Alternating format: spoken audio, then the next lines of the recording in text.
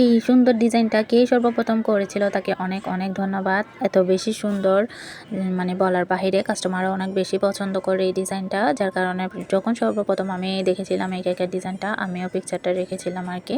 তো অনেকেই করতেছিল, এখান থেকে একটা পিকচার রাখা আর কি। সর্বপ্রথম কে করেছিল সেটা আমার জানা নেই, আপনারা কেউ জেনে থাকলে অবশ্যই কমেন্ট বক্সে মেনশন করে দিবেন। তো হ্যালো এভরিওয়ান, আসসালামু আলাইকুম, কেমন আছেন সবাই? আশা করছি ভালো আছেন।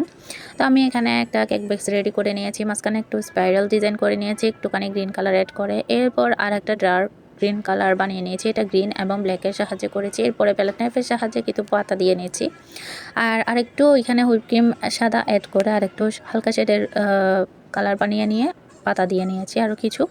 এখানে আমি অনেক বেশি পাতা ইউজ করে ফেলেছি, পাতাটা আরেকটু হালকা করে দিলে আর একটু কমাই দিলে আরও বেশি ভালো লাগে। যেহেতু আমার প্যালেট নাইফের কাজ প্রথমেই করা, যার কারণে এখানে আমি ব্যালেন্সটা বুঝতে পারি নাই, আর আমার পাতাগুলো দিতে এত বেশি ভালো লাগতেছিল, যার কারণে হচ্ছে আমি দিতেইছিলাম অনেকগুলাই হয়ে গেছে আর কি। এরপর আমি হোয়াইট কালারের ক্রিম দিয়ে হচ্ছে দুই দিকের মাঝখানের ফ্লাওয়ারটা দিয়ে নেব। এখানে ডবল লেয়ার হবে ফ্লাওয়ারগুলো, একটা লেয়ার দেওয়ার পরে আর একটা লেয়ার দেব। এখানে আমি একটাতে 3 লেয়ারও দিয়ে ফেলেছি মনে হয়। তো এরপরে সাইড দিয়ে হচ্ছে পিঙ্ক কালারের একই রকম প্রসেসে হচ্ছে আরও দুইটা করে দুই পাশে 4টা ফ্লাওয়ার করে নিব পিঙ্ক কালারের। তো এরপরে হচ্ছে গিয়ে সাইড দিয়ে একটু ফাঁকা লাগছিল, যার কারণে আমি কলি টাইপের পাশে দিয়ে নিব আর কি।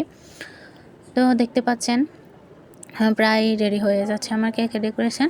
আর আমি সুযোগ খুঁজতেছিলাম, আপু এই কেকটা যার জন্য বানিয়েছিলাম তিনি আমাকে বলেছিলেন আমার মতো করে একটা ডেকোরেশন করে দিতে, যার কারণে আমি এটা করে দিই আর কি। মাঝখানে আমি হলুদ রেনু ইউজ করে নিচ্ছি। তো এইগুলা অ্যাড করার পরে হচ্ছে কেকের মানে ফুলগুলার লুকটাই চেঞ্জ হয়ে যায় আর কি, ফুটে ওঠে।